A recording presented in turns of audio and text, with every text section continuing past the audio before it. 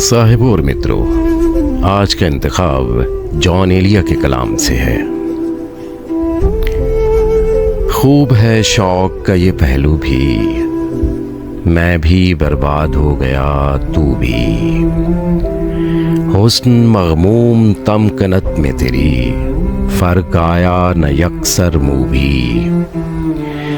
ये न सोचा था ज़ेरे साये ज़ुल्फ़ के बिछड़ जाएगी ये खुशबू भी।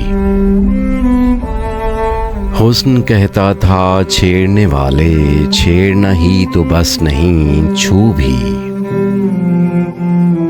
हाय वो उसका मौज खेज़ बदन, मैं तो प्यासा रहा लबे जू भी।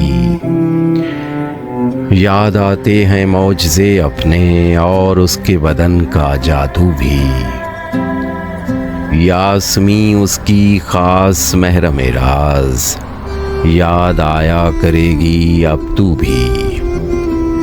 याद से उसकी है मेरा परहेज़, ऐ सबा अब ना आयो तू भी।